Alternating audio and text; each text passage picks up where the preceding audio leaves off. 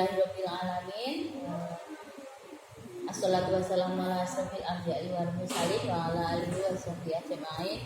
Asyhadu alla ilaha illallah wa asyhadu anna Muhammadar Rasulullah. Monggo Ibu pengawasan sonten punika enggal kawiwitan nggih.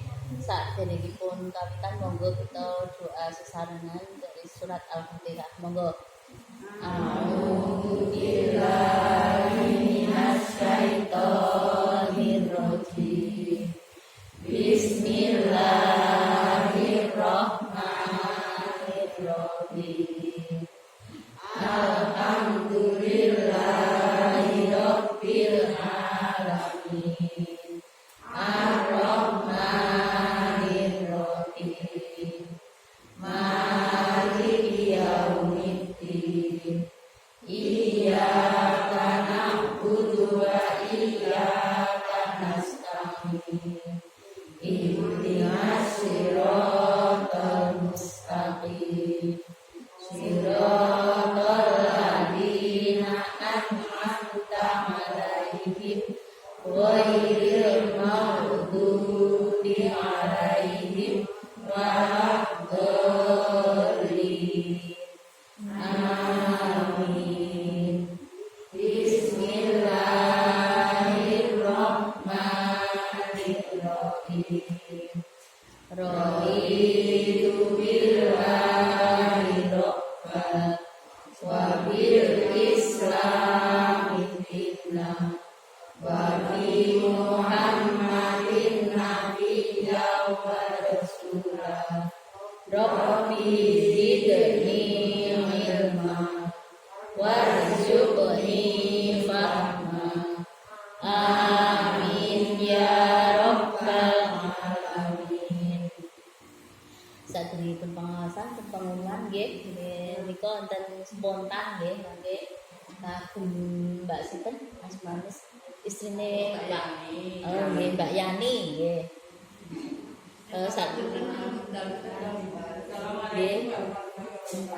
Waalaikumsalam warahmatullahi wabarakatuh. Ibu kalau nyampeaken menapa program sejuta KB Ibu nggih nika saking program sejuta KBN di tanggal 29 Juni nika badhe wonten mulai dilakukan sejuta KB wau monggo Ibu nang napa dadi derek KB nika enggal menapa ulang menika monggo saged daftar dhumateng kula. Nika kalian make nomor HP. Nika pelayanan IUB buka pasang betul suntik lajeng nempel WO. Nika sebentar hingga tanggal 9 menawi kagungan BPJS Talikis nika saged dipunlayani wonten puskesmas Klates. Nanging ingkang boten kagungan menika saged wonten Bidan Suliyanti menika wonten Pengasih menika alamaken ke Bulu boten perempatan Baju menika Pekiti. Menika kang boten kagungan BPJS menika gratis boyo menika. Mumpung Ibu ya menika tinggal kagungan aksesor ya menika mengenai kebutuhan menika kita satu kontakan kita bisa tanggal 9 kami terulang naik kabupaten pasang kita di tanggal 9 jadi sampai bulan Kabupaten. Wassalamualaikum warahmatullahi wabarakatuh. Waalaikumsalam warahmatullahi wabarakatuh. Matur nuwun pengumuman saking Bening nggih informasi tentang KB nggih. Gratis nggih, gratis. Nggih, matur nuwun salajengipun pengawasan ke Komisi Bu Nima pada Bu Nima disilakan. Assalamualaikum warahmatullahi wabarakatuh.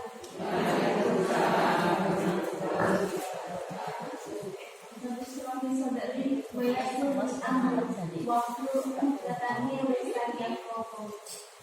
Alhamdulillah, puji syukur kehadirat Allah SWT yang telah melimpahkan rahmatnya kepada kita semua, sehingga pada sore hari ini kita dapat berkumpul bersama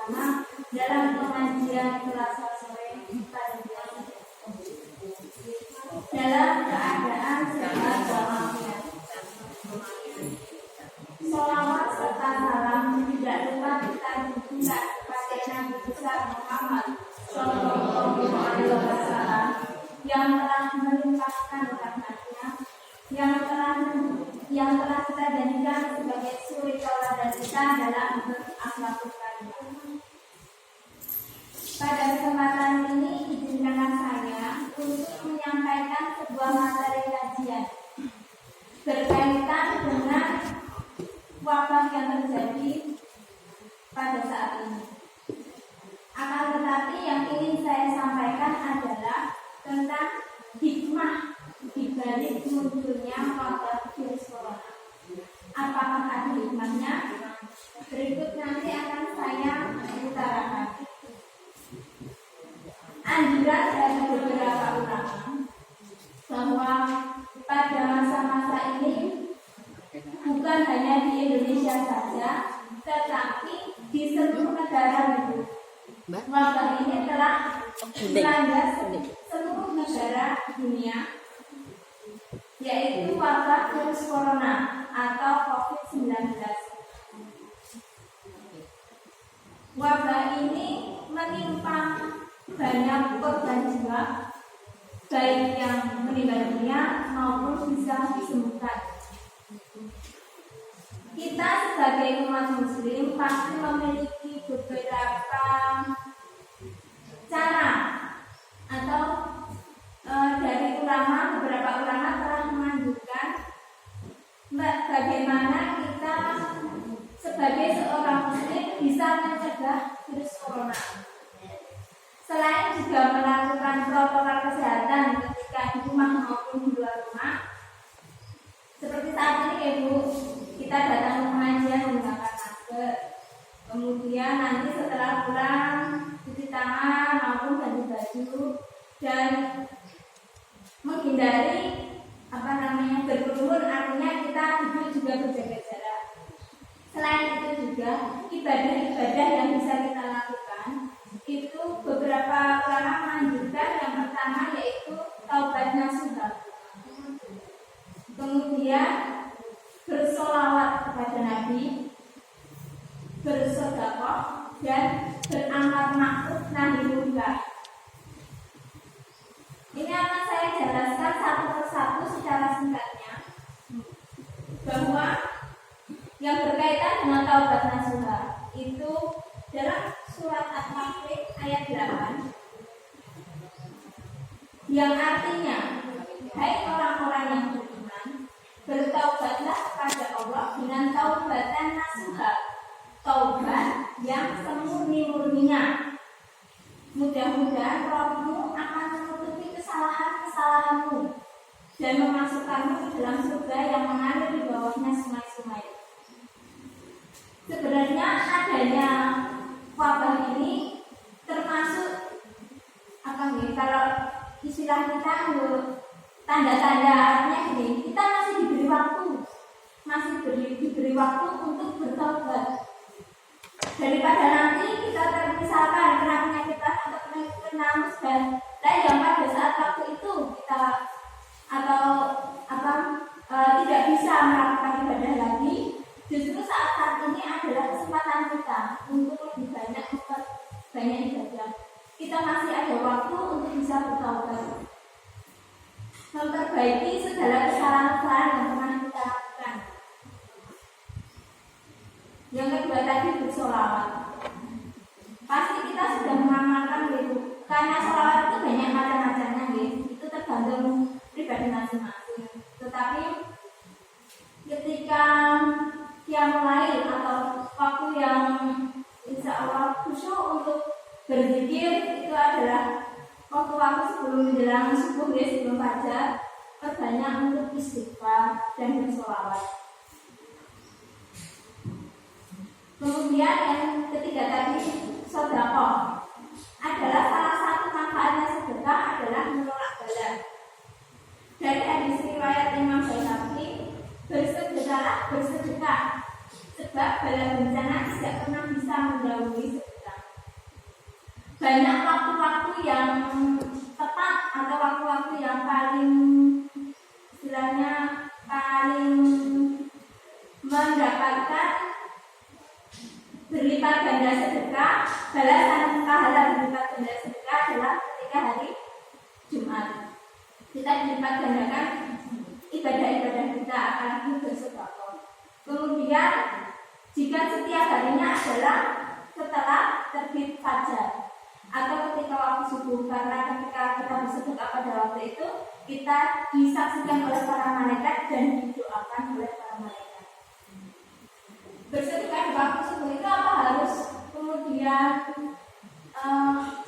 misal mbak ini kan saya nggak bisa ke masjid, apa sedekahnya terus gimana? Nah ketika waktu subuh itu ada anjuran ulama, kita punya kotak khusus, misalkan kotak khusus yang ketika kita setelah sholat subuh itu kita menginfakkan sebagian dari harta kita. Allah tidak menghitung banyak atau sedikitnya, yang penting keikhlasan kita gitu. Di situ setelah sholat subuh berdoa dengan berkah sedekah subuh, ingin apa, hajatnya apa disampaikan. Insya Allah nanti misalkan pas hari Jumat dikumpulkan kemudian disedekahkan hari Jumat. Insya Allah itu akan berkah untuk hidup kita. Kemudian yaitu amar ma'ruf nahi munkar. Beramar ma'ruf nahi munkar, mengerjakan kebaikan, menghindari yang buruk atau maksiat. Selain pertama kita juga harus berilmu, yang baik-baik itu apa saja, yang harus dihindari apa saja. Yang kedua adalah berlemah lembut dalam bersikap. Kemudian yang ketiga yang paling susah adalah bersabar. Termasuk amar ma'ruf nahi munkar itu adalah kita bersabar dalam menjalaninya. Karena pasti ketika kita punya niatan ingin berbuat baik, ingin menjauhi yang buruk, ada saja ujiannya. Maka yang belum bisa bersabar atau sabarnya belum bisa bersabar karena ujian itu bisa kalah dengan ujian. Dalam surat Al-Baqarah ayat 155, dan sungguh akan kami berikan cobaan kepada kalian dengan sedikit ketakutan, kelaparan, kekurangan harta, jiwa dan buah-buahan, dan berikanlah berita gembira kepada orang-orang yang sabar. Ini yang sering disampaikan oleh para ulama bahwa akhir ini tentang wabah virus corona ini banyak yang mengutip tentang hadis riwayat Bukhari. Nabi sallallahu alaihi wasallam beliau bersabda, tidaklah seorang muslim ditimpa keletihan, penyakit yang berkepanjangan, kesusahan, kesedihan, gangguan, kegundah-gulanaan hingga duri yang menusuknya, melainkan Allah akan menghapus dosa-dosanya dengan sebab-sebab tersebut. Salah satu bersyukurnya kita sebagai seorang muslim, bahkan duri yang menusuk kaki maupun duri yang menusuk telunjuk tangan saja itu bisa menghapuskan sebagian dosa-dosa kita. Terkait dengan penyakit corona ini, kita harus mempunyai 3 pandangan. Apakah sebenarnya di balik penyakit ini itu apa? Pertama yaitu sebagai sarana Allah membersihkan dosa-dosa kita. Harusnya kita itu berhusnudzon. Jangan hanya suudzon, jangan hanya negatif thinking, tetapi pasti ada hikmahnya. Nah, untuk sebagian orang itu Allah akan bersihkan dosa-dosanya.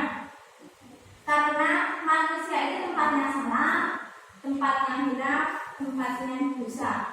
Bahkan ketika kita merasa tidak punya dosa, itu adalah sebuah dosa. Ketika kita merasa aku ada salah apa-apa misalnya itu justru adalah sebuah dosa. Kita itu tidak pernah luput dari dosa. Dosa itu bukan hanya yang terucap, bukan hanya yang terlihat, tetapi juga yang dalam hati, ngerasani tandanya. Terus fitnah, mengunjing di belakang. Nah, itu termasuk juga sebuah dosa. Selanjutnya, selain Allah hapuskan dosa-dosanya, yang kedua juga Allah derajat kita. Karena sebenarnya mungkin saja amal ibadah kita tidak cukup. Ibadah sholat, ibadah puasa, ibadah sedekah itu belum cukup untuk mengangkat derajat kita. Karena tertutup oleh segala dosa dan kesalahan kita. Makanya ketika kita diberi penyakit dan kita bisa sabar menghadapinya, itu adalah untuk mencukupkan amal kita sehingga bisa menaikkan derajat kita dalam pandangan Allah Subhanahu wa taala. Bahkan amal yang paling tinggi dari amal tahajud, amal jihad, nopo.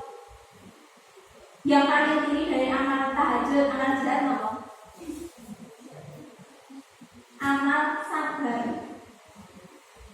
Sabar menerima musibah, sabar untuk tidak berkeluh kesah kepada Allah. Ganjarannya itu justru yang paling banyak. Jadi ketika kita melihat ada orang ditimpa musibah, ketika dia malah bisa ikhlas menerima musibah tersebut, justru mungkin derajat dia lebih tinggi daripada kita. Jangan hanya menilai pada yang tampak, tetapi segala sesuatu itu Allah yang berhak menilai. Kita yang berhak untuk berintrospeksi diri. Juga bisa pertama tadi menghapus dosa, kedua mengangkat derajat, ketiga juga bisa ini adalah laknat Allah atau azab dari Allah. Makanya kalau dalam poin yang ketiga azab Allah itu tadi kita harus bertaubatan nasuha, mengakui kemudian bertaubat dan memperbaiki, tidak ingin mengulangi perbuatan dosa itu lagi. Tetapi ya Bu, poin 1 sampai 3 tadi yang menghapuskan dosa, mengangkat derajat, azab, nah itu yang bisa membedakan hanya Allah, bukan dari sudut pandang kita. Kita hanya bisa introspeksi diri, memperbaiki diri. Jangan kemudian kita punya hak ketika ada orang yang terkena musibah, nah itu azab itu. Nah itu justru sebuah dosa untuk kita. Tentang musibah dan lain sebagainya itu yang bisa membedakan hanya Allah.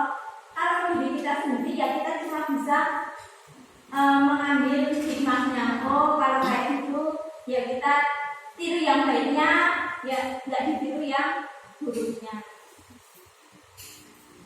Nah, ini siapa yang tidak ridho menerima takdir Allah, siapa yang tidak sabar menerima ujian Allah, carilah Tuhan selain Allah. Maksudnya apa? Misalkan kita diberi sifat, dikasih penyakit nih, penyakit. Dia itu tidak ridho sama penyakit tersebut, tidak sabar menghadapi penyakit tersebut.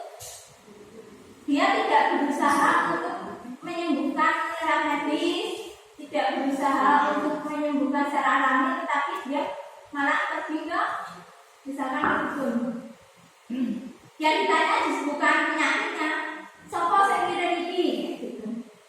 Bukan tentang penyakit, karena pemikirannya udah negatif ya. Yang difokusnya malah bukan penyakitnya, tapi sopo saya kira iki, sebut kayak gitu. Apa syaratnya saya bisa membalas? Kayak gitu kan ya. Kalau dari cerita TV yang kuliah itu kan ceritanya seperti itu. Nah, itu tadi apa? Berarti kan dia mencari Tuhannya bukan karena Allah, bukan lewat doa, bukan lewat ibadah, bukan lewat medis, bukan ke rumah sakit, bukan ke dokter, tapi malah lewat yang lainnya. Termasuk juga dalam hal rezeki nih Bu.